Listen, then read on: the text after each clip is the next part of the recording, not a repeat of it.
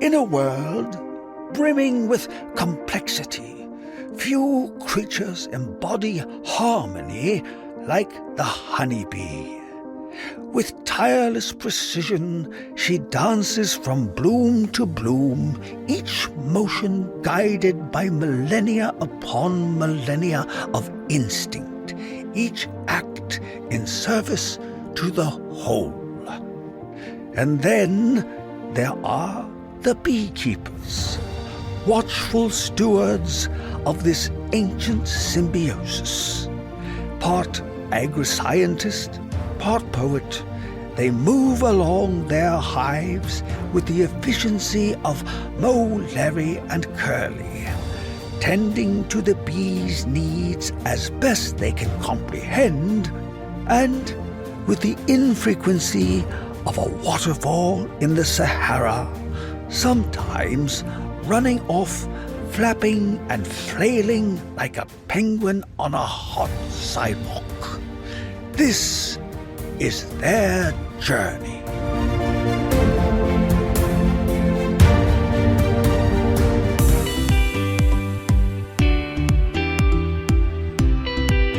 Welcome to Bee Love Beekeeping, presented by our great friends over at Mann Lake.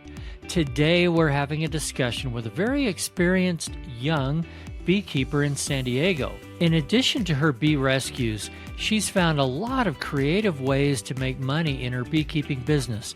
We'll learn all about that and her wild and crazy beekeeping experience in the koala sanctuary of the San Diego Zoo, of all places. But first, we have bees in the news in Texas. Just 4 months into recovery from a fractured spine, a Texas woman was stung more than 300 times by Africanized bees, also known as killer bees, in an attack at a storage facility. So here's what happened. Rachel Kelly McKee and her German Shepherd were at their storage unit in Rockport, and somehow Chelsea the dog provoked a colony of bees living in a tree nearby. As we've come to know, Africanized bees don't look different than honeybees, and their venom really isn't any more harmful. The problem is that instead of sending a handful of guard bees after someone, they send hundreds or even thousands, and they're all in a bad mood. Rachel received over 300 stings, but it really could have been so much worse if a sheriff deputy hadn't rolled up on the scene. He put her in his car, drove to the local fire station, and hosed her down to get all the bees off. Without that quick action, the situation really could have been much worse, possibly even fatal. I can't even imagine taking 300 stings at one time. But let's finish up with some good news out of Virginia, where residents once again this year can apply for free beekeeping equipment through the state's Department of Agriculture and Consumer Services. Each year, approximately 1,000 lucky recipients are granted the equipment and just need to assemble the hardware and fill it with bees. Nice, Virginia. All right, let's head to beautiful San Diego for a discussion with Hilary from Girl Next Door Honey. I'd like to welcome a really special and fun guest today, Hilary Kearney, coming to us from Southern California. How are you, Hilary? Great. Thanks for having me. You sound timid. Are you sure you're great? I'm super great. It's very hot in the room that I'm in, but I'm alive. I'm fine. I'm sorry. I'm in Southern California. I know we always complain about our perfect weather, but for us, this is hot. It's 80. It's 80? Yeah. I interviewed somebody yesterday that's in Tucson, Arizona. Yeah. I don't even want to. It's like 110 or something. Yeah, it's over 110 every day. Yeah. She wouldn't feel too sorry for you, but No. I will. How's that? Thank you. Okay.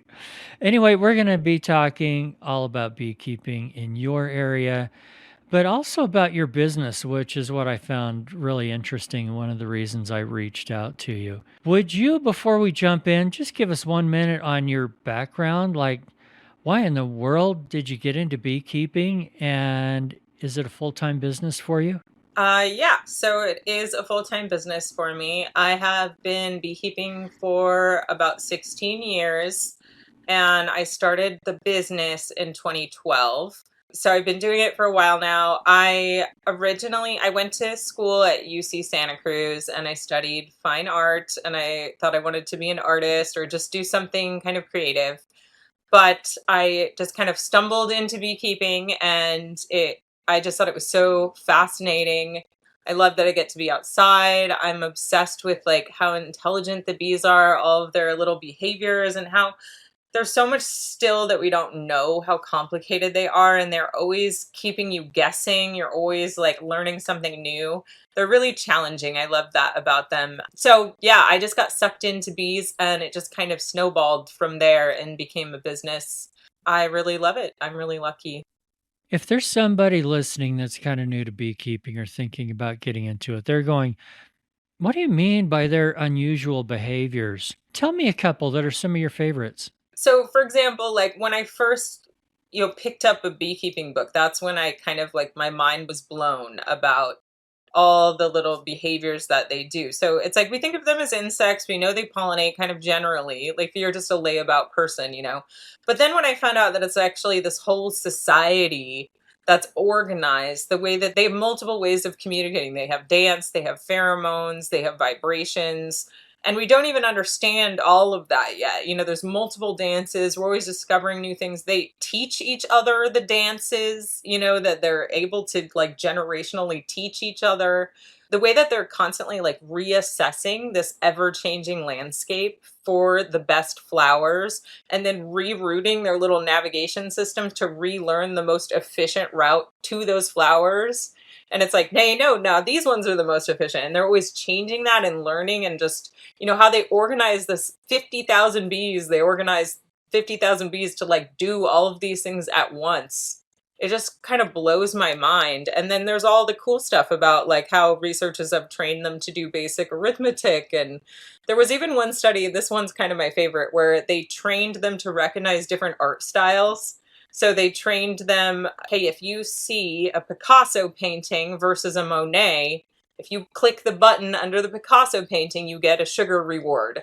And so the bees would always know to go to the Picasso. And even if they showed them a Picasso painting that they'd never seen before, they could recognize the art style and still correctly select that one in order to get the sugar water.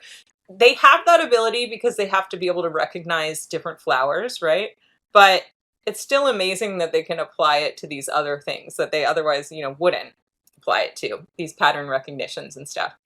And how they can think individually about things like that Yeah. and somehow function as a super organism too, Hmm. almost like they have one giant collective brain. Yeah, it blows me away. Yeah, that is crazy too. I always tell my students, like, we have to think of them as individual animals, but also as a collective animal. And that's where it really stretches our ability to understand things, because it's so hard that they are both things at once. Like, that's wild. I wish we could somehow have our government work the same way. Yeah. You know what I mean? Have Yeah. you read Honeybee Democracy? Yeah. Why can't we be like them? Yeah. I want to decide the president via dance-offs.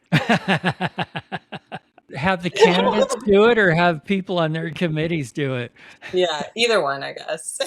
Either one would be, oh my gosh. Sorry, I'm picturing these Donald Trump videos and him dancing. I'm afraid most people wouldn't follow. They not only act as this superorganism full of thousands of individuals, but somehow they can talk each other into making a good decision, probably the best decision, and then they will all agree. Yeah. They'll just go, okay, we've decided we're all leaving home and we're going to head, I'm talking swarming behavior here, and we're just going to head towards that box that little Lisa here told us is really cool, that's a half a mile away. Yeah, and it's wild because since I do a lot of bee removal work, I maybe do like 60 to 90 removals slash rescues in a year, on a typical year. And so I've seen a lot of swarms, and every once in a while you can see how that system goes wrong. Like I did one earlier this year where they went They actually moved into the base of a crane on a barge in the harbor. So it was like on the water, surrounded by water, and it was incredibly greasy. So about half the swarm was coated in grease from just having landed on it. And I'm like, who made this choice and who voted for this? Like why did they went inside? So they were definitely staying. They were trying to make comb and stuff, and it was a mess getting them out. I did get them out, but anyway, they lost their queen and later, and I think the grease messed them up. Okay, so they make decisions together, but not always the Not best always the best. decision. I'll Not correct foolproof. myself there. Yeah. Okay, let's talk about your business a little bit. Some beekeepers are thinking, hey, or, especially new beekeepers, oh, I just want to make a few extra bucks with my hobby, or even a sideliner that's saying, yeah, I've got 50 hives and I'm going to make some money selling honey. And that is really hard to do. You've been smart and diversified into a bunch of other things. Why don't you tell us a little bit about that? Yeah, so I do a bunch of different things. I do beekeeping classes and mentoring. I do group classes where people come to me and do a class with me, but then I also do one-on-one mentoring. So you can have me come to your house and do hive inspections with you and your bees. And then I also do management. So sometimes I have someone who wants bees, but they don't want to do it themselves. They just want to hive on their property and they want to own it and they want to have the honey for themselves. So then I go there and I just basically manage their bees. They're not technically mine, they're just mine in spirit, because I'm taking care of them. And then I also do a mentorship program. So I have like a almost year-long program that starts in January that's like mostly online. It's kind of a hybrid thing where we do 10 online classes and then we do like office hours online every month. But then if you are local, there's an option where you can shadow me, pay a little bit more, and you get to shadow me on everything that I do. So I do that. And then I also have kids classes. I do kids classes. So I'll like go to a classroom and teach about bees. And then I do bee removals. So I also do the bee rescues. And then I also have this whole creative side of things where I'm making and selling things. So I have honey and I have beeswax, but I make like a minimal amount of candles. I really mostly just hoard the wax, to be honest. What I really like to do is make products for other beekeepers to use for teaching. So like I have all these poster sets. I really like to take pictures. So I'm always photographing bees and I have these poster sets where it's like an image and then on the back it has like talking points, questions you can ask. So it's kind of becomes like a framework for how you can do your presentation. So like it's really helpful if you are going to give a talk and you're kind of lost, like how do I organize this? What do I talk about? You have these kind of cards that you're holding up. It's an image, it's a visual image, making it nicer for the audience. And then for you, it's kind of guiding you. What do I talk about here? Oh yeah, I'm talking about pollination. Oh yeah, now I'm talking about foraging. Now I'm talking about brood. I have a bunch of different sets where you can like customize it to your audience. So it's like if you're speaking to beekeepers versus speaking to kids versus speaking to gardeners or whatever. And then I have a bunch of other stuff like I've made hive inspection notebooks. I have some games that I've made and some puzzles. I've written 3 books that have been published and I'm working on a 4th book right now. If you go to my shop, you'll see all the stuff that I make. I'm always making something new, like stickers and magnets and stuff. I like to make things. And we'll stick a link to your website, girlnextdoorhoney.com, right? Yeah. You've only written 3 books. Oh my goodness. Just in your spare time, right? Yeah, it's impressive. By the way, love your logo. I'm looking at a picture of one of your honey bottles right now, jars. Oh yeah, I have one right in front of me. We're zooming in. Pretend we're zooming in right now. Can I throw out a couple of other things? Because I knew you wouldn't remember everything you do. So tell me if you still do this stuff. Honey tasting experiences. Yeah, I was trying to get that to be like a regular thing, but it kind of got hard to fill and it was a lot of work to do. It's like a lot of work to set it up and break it down. So now I kind of have it up there. Like if you want to hire me for a private one, I'll do it. I have all the stuff and I can do it. And it is really fun. I was doing them as like public experiences for a little while, but I kind of backed off that just because it's a lot. But yeah, I forgot I do beehive tours. Okay, tell me about the beehive tours. So beehive tours are for non-beekeepers or maybe bee curious people who want to just experience bees like in a hands-on way. And so I take a group of maybe 10, 12 people, I suit them up and I bring them into the apiary and we open hives together. I teach them about bees like as we're opening hives. And then we end with like a really informal honey tasting, just like we taste a couple of jars of honey and I just talk about honey a little bit at the end. So yeah, that's another thing that I do every month. I think it's a great idea. I know I visit Hawaii often, and there's some people over there, some beekeepers that have started these. We call them agritourism, but they've started doing these. I mean, people visiting want all kinds of experiences, and for some people, they want a nature kind of experience like this, and they're willing to pay for it. Cool, go do it. That is a great thing to add if you have the skills. You have to be comfortable speaking kind of on the fly, answering questions. And it's a multitasking thing because you're actually having to open your hives while speaking to everyone and teaching. I can see how it would be hard. I've tried to train up some other people to do it for me, and it's hard to find the right person who can do a hive inspection and kind of riff about it at the same time. I think like people always want to ask me like, how do you, turn this into a business? And I think the best thing to do is look at yourself. What are you good at? And what do you enjoy in the beekeeping experience of the things that you do, right? So it's like, yes, you want to look at the need, you want to look at what's popular. It's good to look at what other people's are doing. But if you're not good at that kind of thing and you don't like it, you don't like speaking in front of people, then there's other things you could do. Like I met a guy, all he did was make beeswax things. He just made beeswax candles. He had a whole business just doing beeswax stuff. You could just zoom in on one thing and just only do that. Quick break to discuss what just might be on your mind right now. Come on, admit it.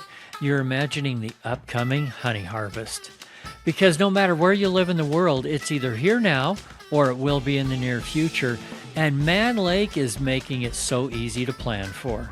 Click on over to Mann Lake's website for an amazing selection of extractors, filters, bottling supplies, uncapping knives, supplies for comb honey, everything, and I mean everything you'll need. But if you aren't there quite yet, and the honey flows right around the corner, make sure you have extra supers on hand. You never can have too many or be too prepared. And right now, Mann Lake is offering podcast listeners $10 off your next order. Just enter code MLBLOVE10 at checkout. That's manlakeltd.com, discount code MLBLOVE10. I think it is good to have some like diversity. Like if you were going to do a beeswax business, to also maybe do small workshops teaching people how to make candles or something like that. But you can really focus in on all these different parts of beekeeping and diversify just that one subject. You know what I mean?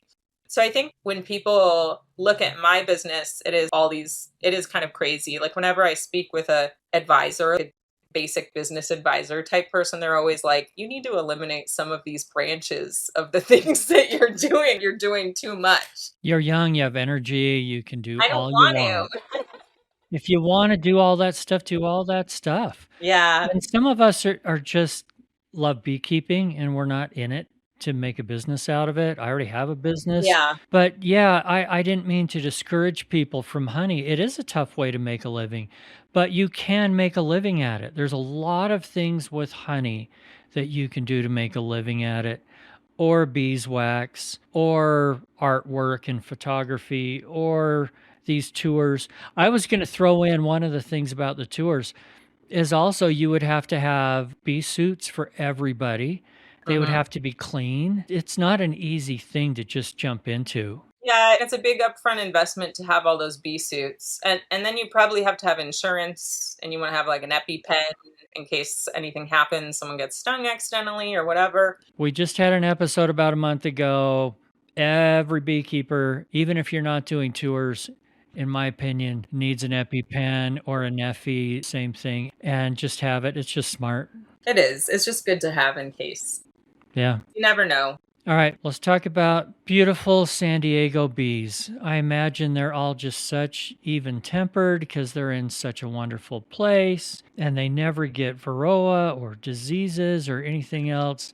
What are the tough parts? Oh my gosh. Well, so everywhere else, you guys get a break and you aren't beekeeping during the winter. And because we have to beekeep all year, we have brood all year, which means we have Varroa all year. So like that's an all year problem. I would say an equally big problem is the defensive genes that we have here. So we have these genes that have mixed in that are more defensive, the African bees, right? And now we have these hybrids. Some of them are okay. Some of them are pretty docile, and some of them are in the middle, and some of them are just berserk. When you catch a swarm, or if your colony requeens itself, or if your colony swarms and makes a new queen, every time that happens, you have the potential that your colony's temperament is going to change. And so that is a big concern in this area, especially if you're in a backyard setting. You really have to be careful monitoring the temperament of your bees. A lot of times, what I see happen is that somebody wants to get into beekeeping. They start out with a hive. They may even purchase like a nuke from someone that's really docile and nice, but then they kind of stop managing it and they end up just leaving it alone. And because these bees, these genetics are so strong, they can actually survive without Varroa treatment. So these feral bees that we have are like incredibly resilient, and they just don't get like a lot of the viruses that people see, like EFB. I never see EFB. The only thing I ever see is sometimes a little bit of sac brood, and that's about it. So a lot of the diseases that people are seeing, we don't see it. These feral bees are just really, really strong. And so these beginners get a hive, they set it up, they go, oh, the bees are so nice. They do it for a little while. Then they just stop doing it. And then they end up with this hive that's just been sitting on their property for like 5 years, completely unmanaged, but it's still thriving. It's probably, it's huge and it's crowded and it's full of propolis. And then they try to go in there and they're like, hey, well, let's just see if there's any honey. And they are just like, hey, they go in there and they try to harvest honey.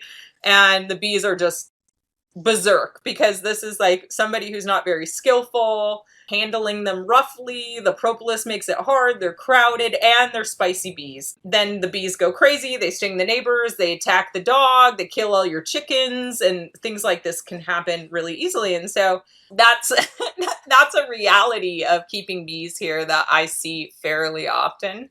That's one of the reasons why I teach classes and do so much mentoring with people and really hammer in like you cannot set up a beehive like it's a birdhouse. Really, you can't do that here. You have to actually check on them and monitor them.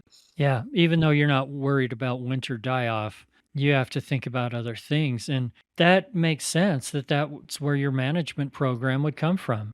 Yeah. It's great that we can beekeep all year, that we don't have to be worried about this winter that's going to come and are our bees going to make it. But we still do lose bees over winter. They do slow down. They stop building comb in the fall, and they even if you were feeding them sugar water, they just don't really want to build comb. They go into their kind of off mode. They're still doing things and they still have a brood nest and they're still foraging, but it's not like this. There's like a growth period and then there's like a shrinking and then like a hold period. So even though we don't have winter, we still have this kind of off season. But sometimes, especially with the feral colonies that are really strong, sometimes they make swarms all year. And so it really depends on how much rainfall we got that year, how big the hive is, how strong they are, and their genetics. So some colonies are just genetically want to swarm more than others, and we'll see them try to swarm. We're having to do year-round like swarm suppression stuff. So that's annoying as well. And what kinds of things do you do for swarm suppression? So for me, I don't like having to make splits all the time because I can't just have more and more and more bees, especially because I'm doing so many rescues. My problem is usually that I have too many bees. And so one of the things I do is I adopt bees out to my students. So like if I do a rescue, I'll have them for a little while, kind of get them on their feet, and then I'll have one of my students adopt them. So it's kind of like I'm still taking care of them in a way because I'm guiding that student, but they're responsible for them. They become theirs. Yeah, so for swarms, but I call it interrupting the brood, which is that I will take 2 to 3 frames of brood out of the brood nest and move them up. And I use all the same size box. I use all mediums so that I can do this. And so I'll take 3 frames of brood, maybe I'll just take one. Like it might be one or it might be three, depending on how intensely they're trying to swarm. So as soon as I start to see them get crowded and or I see swarm cups, I'll move 2 to 3 frames upstairs above the queen excluder. And then I put empties in the brood nest. So I'll like space them so that it's like 2 frames of brood, empty, 2 frames of brood, empty. And that I find it distracts them. I think that's my theory. It's like, then they're like, they don't like having holes in the brood nests. They don't like having these gaps. So the first thing they want to do is build comb there. And so then all these bees fill up those spaces with their bodies. They're all festooning. So it takes bees off the combs and makes it feel less congested, I think. And it allows the queen's pheromone to spread around more. And then it gives them something to do because they want to fill those gaps. So then they start building. So it usually works. Usually, like, it's kind of like a delay tactic, but I just do it over and over again. So like when I'm in there, as soon as they look crowded, I'll just move them up again. Tell me one of the craziest beekeeping experiences you've ever had. So I keep bees at the San Diego Zoo, and I've been working with them for a long time, like as a contractor kind of. So I go every 2 weeks right now and manage the hives that they have on display there. But also sometimes they call me. They have a lot of wild colonies that just move into the zoo and try to take up space places. So there's always removals. They always prefer, to do live removal. So they call me out to try to, can we save these bees somehow? And one time they called me out and I was actually at the zoo already with my family. And they were like, hey, there's a swarm in the koala exhibit. And I was like, hang on, I have my bee stuff in the car. So I ran out to the parking lot of the zoo and I was like, let's get the swarm. And so I got to go into the koala exhibit to try to catch this swarm, but it actually all went wrong. I caught them. I got them in the box. I didn't have a vacuum with me. So I was like, I'll just put them in a nuke box and we'll just take them away, and most of them will be gone. So I put them in the nuke box, but they didn't stay. They immediately absconded from the nuke box and they started roving around the koala exhibit. And if you've ever been to the San Diego Zoo, it's like this two-tier kind of thing. And there's this big balcony where all the people are. And this big swarm started going over towards all the guests that were standing on the balcony, just they wouldn't settle down. They were roving all around the koala exhibit for like 45 minutes. And I couldn't figure out what was happening because they weren't acting like a normal swarm. They were acting really weird. They were really agitated and they were just like unsettled. And then somebody called me and said, hey, there's another swarm on the other side of the building. And so then on the other side, around the corner from this building, though, there was another swarm. And so I think actually what happened was that the swarms were getting tangled up together. Like they had both started flying around the same area. And I don't think they were related swarms because they were balling their queens. So the other swarm had like 3 or 4 queens in it. They were all being balled and they were dropping out of the bottom of the swarm. And I just like couldn't get either of them to settle down because I think they were all fighting with each other and like all mixed up, that's my theory. But anyway, then after that, they banned me from doing rescues during guest hours. So now I'm not allowed to do that anymore. I'm trying to talk them back into letting me because I'm like, hey, I have a bee vacuum. It'll be different this time, I promise. Because if I had just vacuumed them, it would have been okay, I think. But anyway, so that's my crazy bee story. That's hilarious because the one time that you are on display and you can really show off your amazing beekeeping skills and the bees don't cooperate Yeah. and love their little hearts. Oh, that's funny. Ain't that always the way? Yeah. 2 more things. One, I want to hear, what do you love about the bees the most? And you gave us some of this up front, but what keeps you coming back to the bees? I do really love problem solving with them. I love that it's this ancient thing that humans have done with bees for like at least 9,000 years, right? That's the earliest evidence we have, that it's this really old connection that we have. And what I was thinking about recently is we think of it as humans are keeping the bees, right? We're the beekeepers. But they may have chosen us. In a way, they're keeping us. They choose to be with us. We put them in a hive box and they can leave if they want to. They're not trapped in there. They choose to stay. You know what I mean? So, like, how did we first start keeping bees? There's all these pots and pottery that we found, ancient pottery with imprints of wax on the inside. And were those pots actually made for keeping bees, or did somebody just leave pots out and one day bees moved into them? You know, like an overturned pot. I see that a lot here. A gardener will have an overturned pot in their garden and bees will just move into it. And so I wonder who really had this idea first? Was it the bees or was it us? Did they move into our stuff or did we capture them and put them in it? And we'll never know. But I think it's really interesting. I really love that tangled up collab between us and the bees, and that it's so old and that it's continuing on and that we're always learning and tweaking and adjusting just the way the bees have to survive together and make things work. I really love that about beekeeping. Topic for your next book. That's it right there. Maybe. I'll tell you what I'm working on right now. I'm really excited about this. I think it's going to be so good. It's a visual guide to doing a hive inspection. So a lot of books have pictures of how to do hive inspections, but the pictures are really limited and then there's a lot of text, right? But a lot of what beekeeping is just doing hive inspections, and a lot of that is visual, just looking at the comb, having to be able to read that comb, see what this is, what does this mean, you know, identifying what's there and noticing the things. It's like deciphering like a message from the bees, a visual message in a lot of ways. This book is going to be like a visual guide to doing a hive inspection, and the whole point is to show all the different ways that things can look. So sometimes brood is very dark, sometimes it's very light. But when you have a how-to beekeeping book, they just pick the prettiest pictures, right? So if you look at those books, the honey is always golden yellow and the bright white newly made comb. And then real beekeepers get into their hives. They're like, why is this comb black? You know, why is there so much dark propolis all over these frames and things like that? And so the idea is to kind of show how are all the different ways that it can actually look. The chapters are broken up like eggs, brood, pollen, honey, and then it shows you all the pictures and it kind of tells you what you need to know about what you're looking at and what it means when you're doing a hive inspection. So I'm working on that right now. I'm like 3/4 of the way done right now. I'll take one when you're done. I just saw some research that came out about demographics of beekeepers. Mhm. And I don't know if you saw it, but you don't fit the mold. Yeah.